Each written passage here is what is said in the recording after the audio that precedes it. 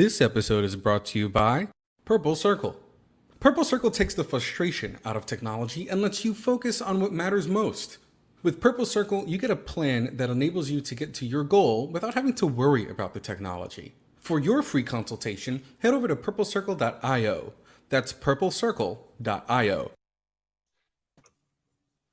Hey everyone, and welcome to another episode of Blackwood and Fig. That guy over there is KJ Blackwood. I'm your host, Will Figueroa. Boy, do we have another just insane episode for you. This one is, bar none, I think, the deepest into the Twilight Zone that we go. If you have been following us, we have been going over the book 7 Endings by our very own KJ Blackwood here. And boy, is this is a weird one. This is, we had intertwining kind of themes, and we had, kind of characters that kind of overlapped each other. This one, KJ, is a whole other level. How are you? And tell us about the cat lady. I'm good. I loved how you did that. You did the pointing. That was good. The cat lady. This one, it takes me back because it takes me back to a place in my life because it's set in an actual location. Yes. I love the real inspiration. Yes. And so it's about a lady who she just loves cats. Does she ever? yeah. She really loves cats. And everyone knows these people. You see them running. Oh, that's the crazy cat lady up the road. There's the cat lady. Yep. Doesn't matter if you're in the UK or in the US, right? Yeah. There's even a toy. If you Google it, there's a cat lady toy. And so it's someone who they're single, whether that's through choice or just hasn't happened, and then they end up just embracing that single life. Right. They have their work, and then they have their cats. And that's it, and they don't need anyone else. But this lady, Alice, she's taking it a bit far. So she works in a travel company, as I did at the time. And so already we're seeing life and fiction kind of mold here. And so unusually, unlike most people in London, she is able to afford to live on her own. It's a small flat, but she can live on her own, and so she's doing well at work, and that probably contributes to her being a little bit crazy because I think that there can be a point where loneliness can send you mad. I think, and she's clearly mad. Yeah, the way that you describe though the beginning of the cat lady, the note that I have here is that it almost starts off like a female rom-com. It's like this. It's like a bunch of ladies. They're in the office. It's Janet's birthday. They're getting ready. So can you explain where this takes place specifically, where the inspiration comes from? There's an underlying theme of your banking, right? There's an underlying theme that we have all throughout, which is really interesting. But this one seems almost happy-go-lucky, almost at first, and then, of course, it takes a twist. Yes. So I used to work in Wimbledon. You've heard of Wimbledon tennis. It's actually a place, and Wimbledon is in two parts. There's South Wimbledon, which is ordinary, and then there's Wimbledon Village, which is really, really fancy. You have to be very rich to live there. And I used to work in an office that was located within a little private residential gated street. And it was all very nice. I worked with mostly women, and in my office, you see, I have to be careful here because previously, some of these characters are kind of inspired by people I knew. It's not people I knew, and in fact, it's like Alice herself. The person in my head, I have a person, but clearly, I don't know what went on in this person's house or mind or anything. So it's just me. Twisting. Yeah, that's the second point that I have here. The second point that I have is you go in depth to almost each woman individually, including even their partners. And so my question to you is, what was the purpose for that as the reader? As we don't necessarily need to go in depth, or maybe we do, I don't know, maybe I missed something. But you do make it a point to go into each one of these women's lives just a little bit. We tap into that. Why do we do that? Because I think by doing that, it gives you just an idea. It helps you paint a picture of what these people are like and what the dynamic would be in the office. So there's the one who she just lives at home with her parents. So, you know, you get people, they're young, they're in their early 20s or even late teens. They've gone straight to work. That's a certain type of character. There's the one who she's living with her banker boyfriend. And I think they're in Putney or Fulham or something. I've got them in because they can't, his bonuses don't yet stretch to Chelsea, but they will. And that's a certain type of girl, you know. I imagine in America, it's the kind of girl that goes into the office with her enormous engagement ring, you know, big like that sort of thing. Sure. And it just, I think it paints a picture of the type of people you get in an office environment. And I've worked with them. So you also get the two younger ones who are sharing a flat with some Australians, with some Aussies. And that's a certain type of young woman who likes to go out and party because the Aussies, they love to party. And so be like a, you know, like some college kids almost, you know, you can just see what they're like. And these people kind of bump along together at work, as you do, because you have to get on with these Sure. Janet, the boss, she's the sort of sensible, kind one. And then you've got Alice, who lives on her own. She's very happy being on her own. She feels sorry for the young girl with her banker boyfriend or fiance, because she's never going to know what it's like to live on her own. And yeah, you make it a point. You make it a point to say that she even has pity. It's like, oh gosh, she's never going to know what living alone is going to be like, the freedom or the independence. Can you talk to me about that and why that was so important to emphasize for you? Well, it's because these are real, and when I say real people, these are real types of people, and you get absorbed in your own world. So you think, or you can think, that the way you live is the best way to live.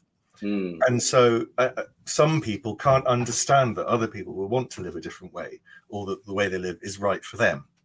And I think it sort of underlines how narrow-minded she actually is, because she can't see things from other people's point of view.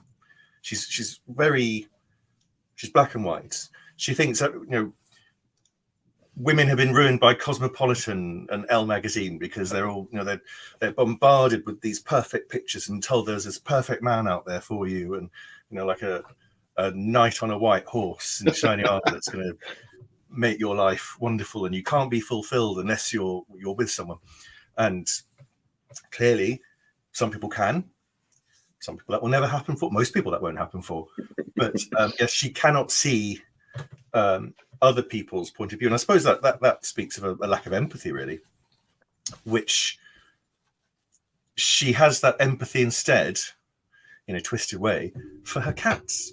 Yeah, very, very much so. Very much so. Yeah. So, of course, we're speaking about the main character, Alice, and Alice is a very unique character, to say the least.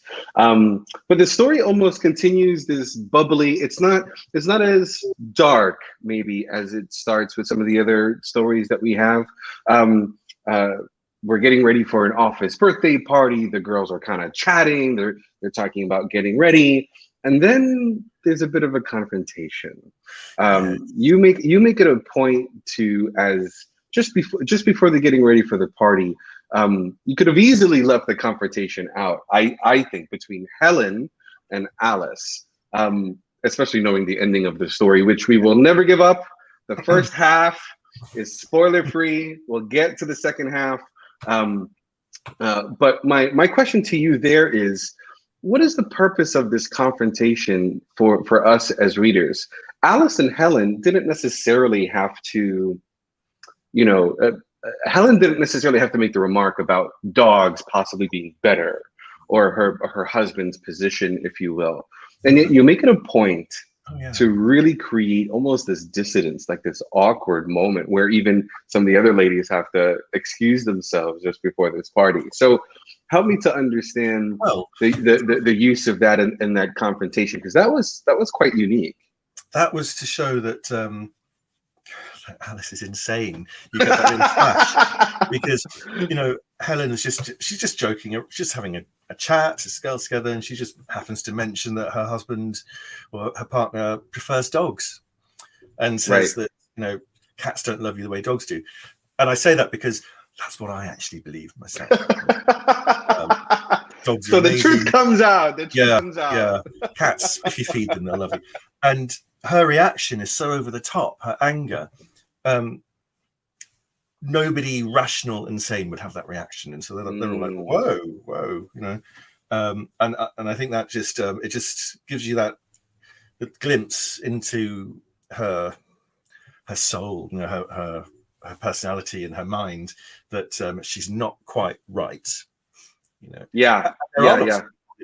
You know, you go through life and you can put on this front and you put on this show for the world, but actually what's happening inside and in the brain, sometimes little bits slip out. Yeah, and that's what's happened there. So she's let the madness show. And you even defend it. I think what's really interesting is that in writing you say, well, you know, there are people who go mad over their footballers and their clubs, you know, and for their sports teams, and you know, it's almost as if, well, why can't I have my own thing? You know, it's almost a sense of pride. It's almost a sense of, well, they can do that. Well, why can't I do that? So you even protect the position very well. Yeah, well, that is true. I mean, people become obsessed with their football team. They fight, they kill for them. I don't know about America, but here, you know, you get riots and you know, opposing teams, certain teams, they can get violent, and they're so protective. Perhaps maybe that's a form of madness, because to love a thing, a sport, a team as much as that, is that rational? I don't know. Yeah, absolutely. So the story continues. The ladies are getting ready for a birthday at this bar. The pub. Excuse me, the pub. So I have this note here as an American. Can you explain a pub versus a bar? Well, a bar is a bit more. You'd have bottled beers and wine and cocktails, maybe. In a pub, although this is it's a fancy pub, it's a gastropub because it's Wimbledon. So they'll have bottled beers, but they'll also have beer on tap, and they'll have wine and food and everything. Wooden floors, and this is an actual pub in Wimbledon. This is a real place. This one. Yeah. That, of course, that's my next question. And the British, we love pubs. And because you just go, you don't need to eat, you could just go and drink, and everyone likes to drink a little bit too much, and there is a culture of going out after work, and you go to the pub, and some people will just go for one or two, others are there to the bitter end, and it's just a very particular atmosphere that you get. You get them in America too. I've been to pubs in America, I think in New York. It's not quite the same atmosphere. It's different because you get a mixture of local residents, and you'll get people that work in offices. You wouldn't get like tourists and things. Sure. You know, but it's just I have this image in my head of a group of co-workers who are kind of friends. Are they friends? Are they co-workers? There's that sort of overlap. Because you know how you think you're friends with people, but as it turns out, you're not. You think you are at the time just because you happen to work with them and you get on, but the moment one of you moves on, or you know, you never hear from them again. And so it's like that. So they're not her friends, but she's a loner anyway. She doesn't have any friends, and they know. Yeah, there's a real sense of, you know, frenemies. You know, it starts off as what seems like to be like this, what I would consider like this happy-go-lucky rom-com. Instantly, there's something off. You know, Alice has something going on. You can kind of tell. It's kind Yeah. of written in her point of view. And so, Melissa's like her.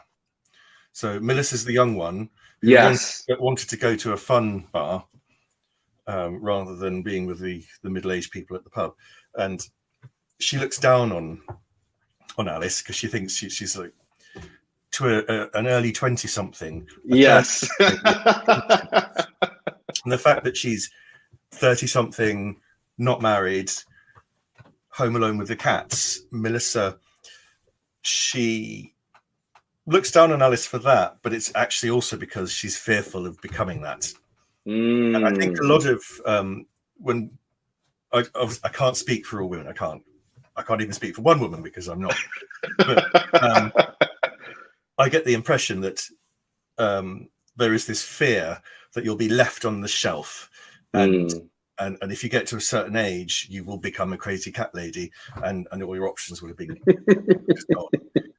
gone. And that's why Melissa doesn't like Alice. And I do think when you're young, you are almost contemptuous of older people.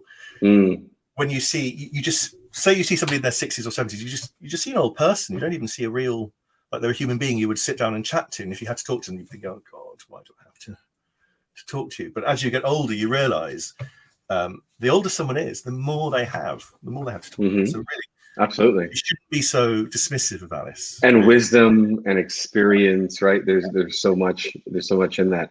I had the pleasure just before even my grandmother had passed away, and asked every question under the sun. I didn't care how silly it was, and I asked everything from patience and wisdom to today in culture. So to your point, definitely, I think we definitely need to. I think we need to be sure that we admire or take a moment to take in those who maybe are a little older, and really try and take in their wisdom, because maybe there's something that we haven't figured out yet that they have, that we can kind of shorten that time. It's funny that you bring up that back and forth, though. I do have a question here, asking or saying, you make a point to illustrate Melissa as being basically one drink away from being absolutely destroyed as Alice is about to walk away. And in her drunkenness, in her drunken state, you write Melissa to almost be jealous. Mockery is oftentimes a form of jealousy. So does Melissa know something we as the reader don't know yet? No, Melissa doesn't have a clue. Really? She doesn't have a clue. No. You're absolutely right, though. I think jealousy, well, mockery, yes, it can be a form of jealousy. You take the mickey out of things that, you know, if somebody else has it, you don't have it, but you want it. You don't want to admit that you want it, so you've got to put it down. You know.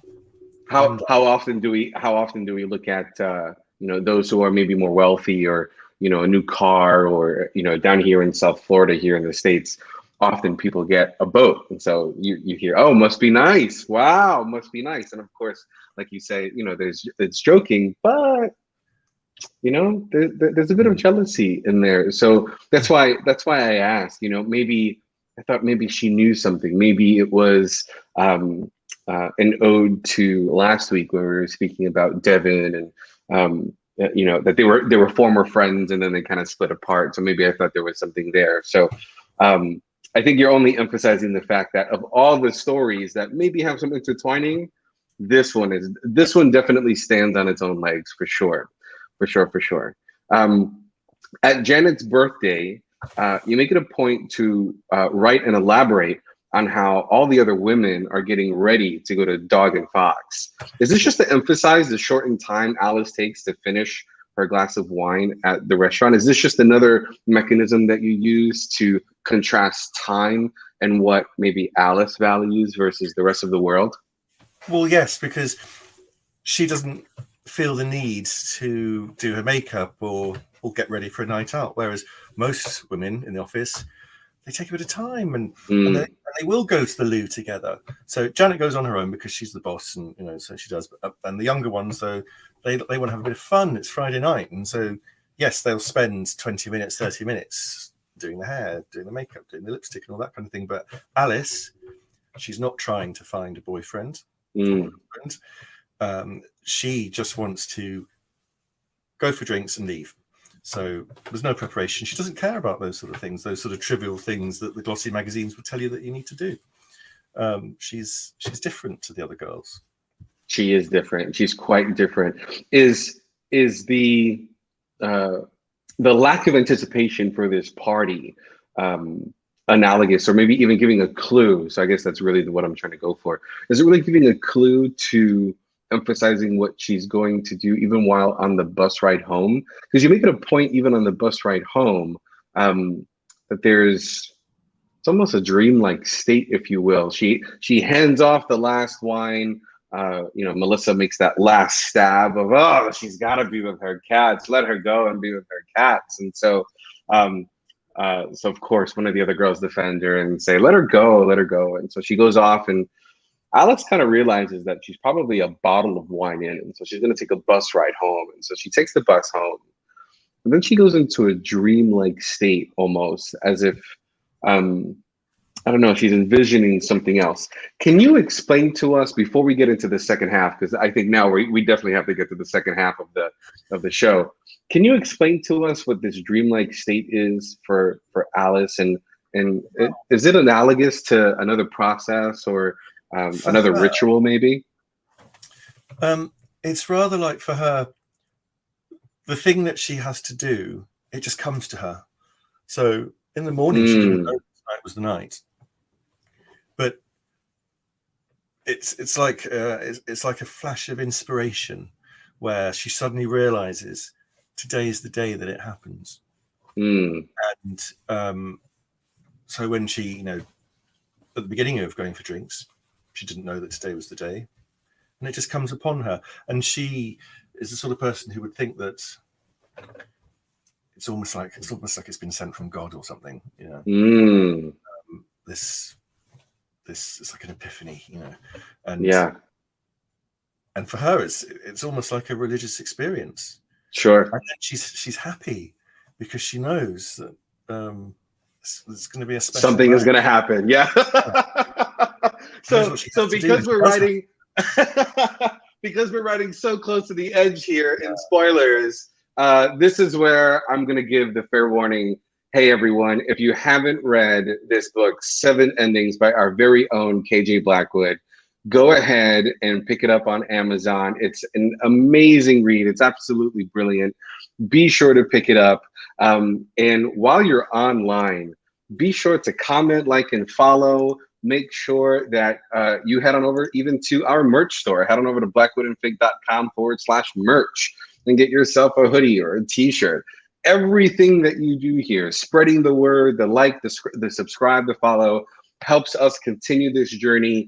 KJ and I are already looking at other series and things to do with this show, and we're really excited to be able to do so. So thank you always for following and sharing sharing the show with friends and family, and talking about different things of literature, even the topics. That's what we really want in this show. So thank you so much for everything that you do and watching and supporting the show. It means the world to us. And as always, be sure, if you're in the States, to text BAFShow to 305-697-6013 for a bunch of behind-the-scenes stuff.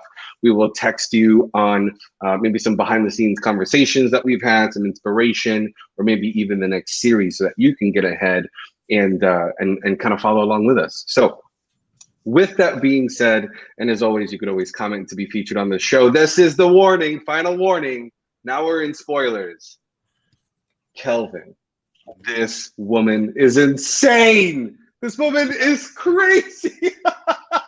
Yeah. Is Alice just psychotic? And what is the inspiration? Who is the inspiration behind Alice? You speak about almost a religious kind of, and that's exactly how it reads. It almost reads like as a Catholic, it almost reads as like, you hear of these stories of visions, but this is so sick and twisted. Who is Alice in your mind? What is the inspiration? Well,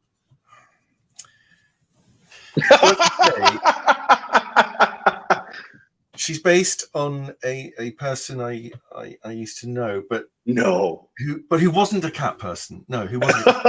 Just somebody that I picture. I clearly don't know anyone that murders cats. Yes. But I have come across people in the past who, they have such a passion for something, and it may have started off as just a normal fondness, because I love dogs. I love them very, very much. I can't stop kissing them whenever I go near them, but I'm not going to kill them. I'm not going to love them to death. Right. And I think this a normal obsession. It can turn into something crazy. It can turn into madness, and she is mad. And it's a madness that can be easily hidden from people. And you get these, you see in the news, like where somebody's discovered because they've been locked in a cellar. Right. These horrible stories. Right. Yeah, nobody knows. So these people, they do exist. They exist. They're amongst us. I wonder how. You hear about animal cruelty as well. It happens a lot, and even then, often people don't know it's happening. This is a similar kind of thing. Yeah. But she's loving them to death. So they have a good life. Yeah. And then so when she gets home, she knows what she's got to do, and so she's got I think 7 or 8 cats. No, 7 cats at the moment, and she knows that one of them is the one, and she looks at them, and she sees Arthur, and the beautiful black cat with white socks, and a lovely name for a cat, Arthur, and he knows. So maybe she does communicate with them. Oh, this is so out there. Well, you know how. And to Nat's point in the comments here, holy Twilight Zone, Batman! Like this is just, this is so out there. Yeah, it almost seems as though they know, right? It almost seems as though like it's almost like a, oh my gosh, just like a sick and twisted, almost like brotherhood or cathood. You see and read these stories or watch films of, men and women in hoods, and they're, these villains or and that's what it feels like. And so my question to you is, can you describe the apartment? You don't go into the apartment. You open the door and you describe the cats coming to her, Alice, but you don't describe the apartment. And I had to wonder, in your mind, what does her apartment look like? Well, it's small. It's in a place called Putney, which is very close to Wimbledon, but it's cheaper than Wimbledon. And I think I described the building as being, you'd think it was like an ex-local authority building, because it's a bit down at heel. But she loves it because her flat is hers, and yes, it's just a 1-bedroom flat. It's nothing special. It's nondescript, so just, I suppose, imagine like a smaller version of, I remember watching Roseanne years ago. like their house, much smaller. So she doesn't care about interior design. She doesn't care how anything looks. She doesn't have live, love, laugh on the wall or anything like that, because it's all about cats. She doesn't care how she looks, really. She doesn't care about her home surroundings. It's just a small, generic apartment, and that's why she can afford it and to live on her own. And for her, that's the most important thing. She's got to live on her own, because she couldn't do what she does if she was in a flat share, could she? Or had a partner, unless the partner was also crazy. There would be no way that she could get away with that, right? So speaking of, before she ultimately does these sick and twisted things to these cats, because we find out she does this to all the cats. That's why she ends up picking them up, right? That's why she ends up picking them up. And she even spoke about, you even teased this in the beginning of the book, where she speaks about, oh yeah, the other one had to go. The other one, there was this, there's a phrase that she uses in order to talk about, moved on. Oh yeah, they've moved on, or she's moved on, he's moved on. And at first you go, oh yeah, that happens. boy, does it ever. My gosh. The thing is, she's aware that other people would not agree with what she's doing. That's why she doesn't say what she's doing. It's why when she's finding pet crematoriums, she has to space them out, not go to the same one too Yes. Yes. I thought that was brilliant as well. So what in your mind is the process? What is this that she chooses to kill? Well, she picks a certain creature, a particular one. This occasion is Arthur. And this is the moment where she will be so close to him that it'll be the most intense connection she will ever have with that animal. And so it's a wonderful thing for her, and she thinks it's a wonderful thing for him. And he just accepts it, like he knows. And so, like I say, maybe she can somehow commune with the animal, and he accepts his fate. And because I can't imagine a cat that wouldn't struggle as you squeeze it to death. And yeah, it's like a religious moment for her, where this cat will almost become a part of her because she's loving it to death. And she's feeling his little heart get faster. The beating gets faster as she squeezes harder. And so in his very last moment, it's just her and him. And then she lovingly, puts him on the bed where her feet will be, and she leaves him there overnight, and she'll wash him and dry him the next morning. So you could almost say that she's very respectful of him. There's a very the note that I have here is there's a very 007 evil villain thing going on here. Like in that moment, I imagine, like a Dr. Evil or a I do too. Is that intentional? Is there a bit of that in there? And when you were writing this, was that moment? Yeah. It's actually that moment though. I can almost feel that moment where she's stroking him. Oh my god! It does make me think of the Bond film with Dr. No, or whatever the character. But also, many years ago, I had a pet rabbit, and my mother, he was a lovely little thing. She doesn't normally drink, and she had one glass of wine, and she was stroking the rabbit. And I remember she was sort of stroking him quite hard because, she'd had a glass of wine. And I remember thinking, oh, that can't be good for his back.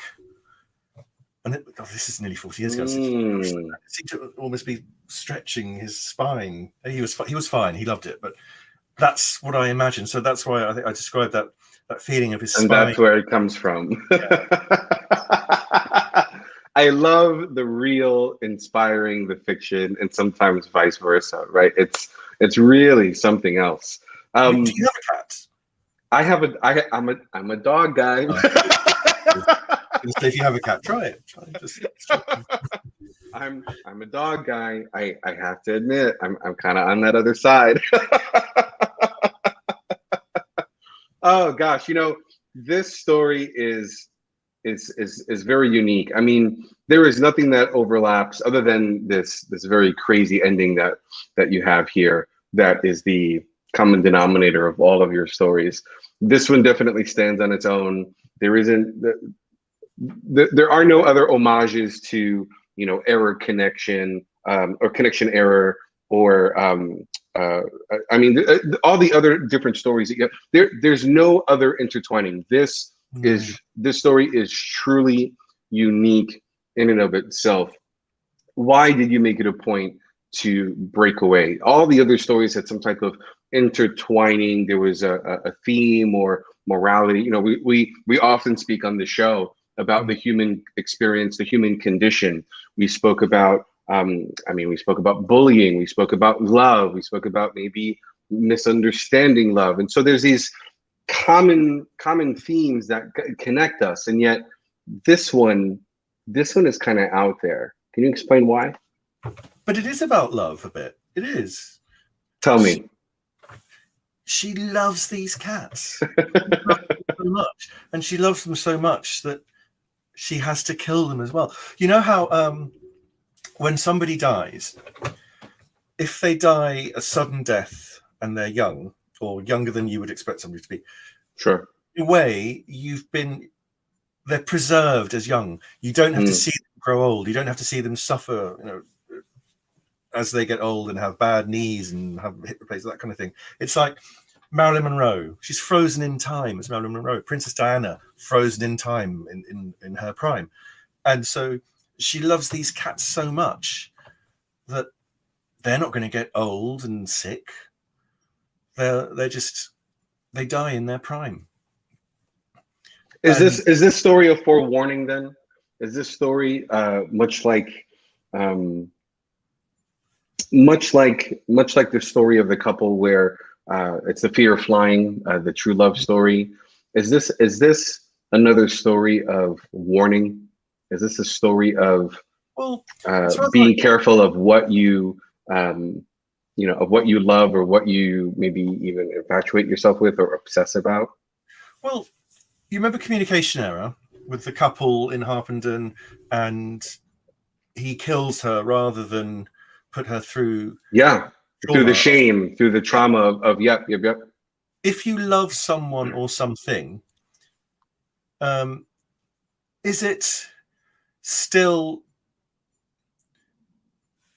it love to protect them from the future? Yeah, it's crazy. You could see it, you could see it that way. Yes, I see a comment there, but they aren't ailing or sick. No, they're not. And if you're rational, you think, well, yes, of course you don't kill anything or anyone that isn't. Yeah, right. But I suppose there is a line of thinking where you might think, well, how good to have a shorter, happier life, and then it's ended so that there will be no future suffering. Do you remember that there was a film, Logan's Run, many years ago? I think it was the 70s. I know of it. I haven't seen it myself. It's a sci-fi one. I think I mean Logan's Run, where in this future society, everyone lives in peaceful harmony. Life is wonderful. But as soon as you turn 30, you are killed. And so no one grows old. And they all think, they all know they all accept their future. They know that's what happens. They know as you get towards your 30th birthday, you float up into this thing and then you're sort of electrocuted or something. And they just accept it because that's how things are done. And that's protecting them from the future. So maybe it's a genuine love for Alice's cats because you can love something and kill it. Oh, that's horrible, isn't it? That's dark. It's so dark. I'm here nodding and going, and that's why he writes these books. Also, if somebody is in pain, you put them out of their misery, don't you? Oof. I don't know. And maybe, and speaking about cultural differences, maybe this is the conditioning or the faith in me. Maybe this is my Catholic background. Maybe even screeching, because even as I was reading the story, there was like this, like it's an ever slow and ever getting louder, screech of like, oh man, that's not love. This is so sick and twisted. This is not, so maybe that's what that is, because personally speaking, I think that regardless if the person is sick or dying, let's give this person a chance. Let's try and capture their wisdom while we do so. Let's try our best to make them as comfortable as possible. But let's make sure we save them, and that's just my opinion, right? I don't know if I'm not the Pope. I'm definitely would not be as so bold as to speak for all Christians or for all Catholics, but there's something, I don't know, there's something in my heart that at least for me, I think, I know that we have a young pup, and there's going to be a day where she's sick, she's not going to be doing well. It's standard golden doodle, so they're going to have hip problems. We entered this relationship knowing, the outcome, right? And I know there's going to come a time where we will have to put her out, or we will have to, and that's hard for me. I don't know. I personally don't know if I would ever do this. And I think even this notion is very similar to the book of Mice and Men, right? In Of Mice and Men, poor Lenny, right? I think the character is Lenny, right? Where he has the rabbit, he has the rabbit and the rabbit's foot, and eventually hey, we're in the spoiler section, so we're going to talk about all spoilers, even books that we're not talking about, and then Lenny gets shot, right? Because he knows, I'm forgetting the other character's name, but it was going to be a rough life, right? He did some things that maybe he wasn't aware of, killing the young woman in that story, clearly by accident, if I remember correctly. And so, much like what you're talking about, out of love, this poor character gets shot by arguably his best friend, because he's trying to protect him. And so maybe there's a part of the human condition that maybe I'm just not comfortable with. Well, but when you say about your dog, when it becomes old and sick, there does come a point where you need to balance the pain that it's in, right, against the efforts to maintain life. And there comes a point where, for the animal's sake, you would say to the vet, it's time. So you'll have to make that decision one day. That's just heartbreaking. This is heartbreaking, and totally not Alice. Alice takes this whole notion and just... It's the same decision. It's the same decision. Totally breaks it apart. It's just earlier along in the timeline, but it's the same decision. But to Nat's point earlier, I'll pull up her comment again. Let me go through the comments here. Even she was saying, but they're not ailing and they're not sick. And to your point earlier, Arthur was in his prime. Arthur was this cute cat that then let's start with being in his prime, always, forever. And right. And then she goes and she finds the crematorium, and then we find out, and you let me know if I'm interpreting this right, that there are urns. Yes. There are massive amounts of urns. I have this vision of this small apartment, and the camera breaks away because I'm very film centric.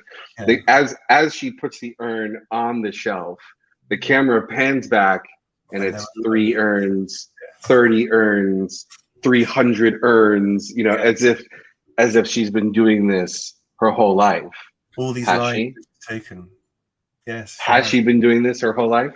Well, not her whole life, but her adult life, yes. So where does this come from in the character of Alice? What was the change? What was the, because you mentioned that she's young, you mentioned that she's youngish. She's youngish. Youngish. I mean, arguably still very young. I think you mentioned that she's in her early 30s. Yeah. Right? Like, I'm in my early 30s. At least I consider myself relatively young. The delusions. Yes. She's it's loneliness. Loneliness has done it to her. Loneliness. And I think if you're alone, you can convince yourself that that's what you actually want. So it's like Lady Macbeth. Methinks the lady doth protest too much. There are people that say, "Oh, it's brilliant. I love being on my own. I can do whatever I want when I want." But maybe secretly, they'd love to have someone to sit on the sofa with and just have a chat about Netflix or something. Right. Because when you watch something, isn't it wonderful just to sit and chat about it? Say, "Oh God, what did you think?" Yeah, of course. But to have that companionship, absolutely. Yeah, exactly. But the loneliness has convinced her that that's what she wants. But she still needs companionship of some sort. She needs a connection, and she discovers she can get it from the cat. So when their tails touch her legs, it sends electricity through her. Right. It loves them. That feeling though when they weave in and around your legs, their soft fur, and so it's basically being on her own. She's convinced herself that's her state of being. It's the best way to be. Anyone in a relationship, they're fools. It should be a person and some cats. Yeah. Yeah. Yeah. Absolutely sick and twisted. Great story. Truly has my skin crawling. You mentioned that even in the subtitle as well of the book. You know, we were just saying about having to put an animal down, and that's at the end of its life. In fact, we have euthanasia, and here you can fly to Zurich, to the Dignitas clinic, and have yourself, terminated. Taking that to the opposite end of the spectrum, for example, if somebody chooses not to have children because of the state of the world, they've saved lives by not creating the lives. Ouch. Ouch. As a father, ouch. So, because life is hard. Life is hard. Life is difficult. Life is very difficult. How you grow up as a teenager, you say to your parents, I didn't ask to be born. You've condemned me to exist in this awful world. Yeah. Is it a kindness to not create them? Maybe by not having children. And for a long time, I'll be very honest and very transparent. For a long time, I thought the same thing too. I thought, life is already difficult as is. I don't know if I necessarily would feel comfortable bringing a child into this world, and just through meeting other people and having that human connection and human experience with others, I found that it's to have, at least for myself, and I speak for myself, to have a child was beautiful. To have a child, to be able to share in that human experience, for me was, I think, above and beyond anything that I could possibly fathom. And to hold a life, it's a beautiful moment. And to go from where I was thinking, which is very much in line with what you're talking about, by not having children, I often think, well, what would my life be if I didn't have, my children? I think to myself, I don't know if I would, and I truly mean this, and I didn't understand it until I had my daughter. And it's absolutely true. I would not be as happy as I am today if I didn't have her. And it's something that I genuinely believe and now know more than ever, that until you have your own children, that's the only way to know that level of happiness. Because again, to emphasize your point, I thought the same thing too. I thought, my gosh, this world is already, hard enough. I'm going to bring in another life, and then what's going to happen in the future? Little did we know, a pandemic. My gosh, like, how many people, could have guessed that? I'm sure a handful of the geniuses that are out there, not me. So to bring a life, and it's like, oh my gosh, now there's a pandemic. Now there's, there was war. There was, so many things that I grew up with that I thought, oh, maybe I don't. But boy, am I glad that I did. And I guess it's just part of that human experience. I don't know. That's because you're a good father. You're a good parent, because you love and care. Thank you. I try. There are many parents out there who don't seem to care for their children, and that's what we have child abuse, and children get neglected. So not everyone gets that same feeling that you did. And isn't it a shame that you can't know in advance if you're going to be a good parent? It would be wonderful if you could somehow predict that you will have that connection and love for your child, because many don't. So many don't.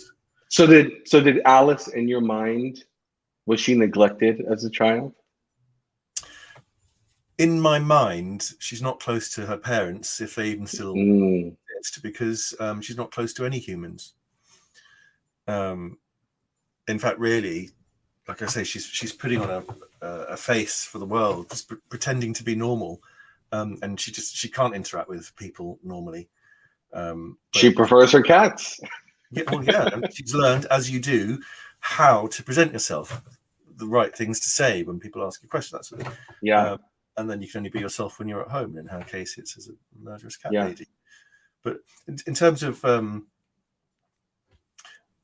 I don't kill creatures, but I do take a little bit of myself in Alice, in that if I was single, I could see myself being like a crazy dog man, but I wouldn't kill them. But I prefer the company of dogs to humans. And I do feel, and I think a lot of people feel this, when I look into a dog's eyes, I feel like I'm communicating with them. I can just stare into their eyes for hours. So is that connection that we read about between Alice and the cat? Is that moment that you're talking about? Yes, because I'm lucky. I don't have a dog myself, but I have visiting dogs that come. And beautiful. And I which is great, because it means I don't have to do the walks or pick up the poo, but I get to play with them, sit with them, and I'll just look into their eyes, and I have to kiss them on the head repeatedly. I can't stop myself. And I feel, I always tell them I love them as well. I just feel like with an animal, if it's your kind of animal, you do feel a connection, and it feels like love, and it's something that I feel it more easily for a dog than I do for any human being. Yeah, I mean, that could be said for those who have horses and animal therapy, right? You can speak about these things, that there's just this innate connection between man and beast, for lack of a better phrase, and it is a beautiful thing. I think I think how you write this story, for me, I think how you write this story is a forewarning. I think it's a deeper understanding of how things can be twisted, and to be careful of those things, that anything could be twisted into something that is not good for you, right? You could overindulge on things, and I think this is all just one big fair warning. I think, and this, again, this is just my interpretation, right? I think that the girls, just prior to the party, was a moment in which maybe she could have been saved, because you do only write about one urn. You don't necessarily write about multiple urns. It's assumed that there's other urns and other cats, and she's done this a few times, but you write about the one urn because of Arthur and what she just did to Arthur. But I feel as though that it's more of a warning, or more of a call to action of hey, like, there's a different way of doing life, and people care, and people are around you, and yeah, sure, they may throw a few jabs, but at the end of the day, humans do want to be with their species, and humans love other humans. That's how I interpreted it. I don't know if that's necessarily what was meant. Clearly, I have a different interpretation than what your intention. I think it would be more a case of think about what you understand love to be, because you can think, people always think they're right. You're a Catholic.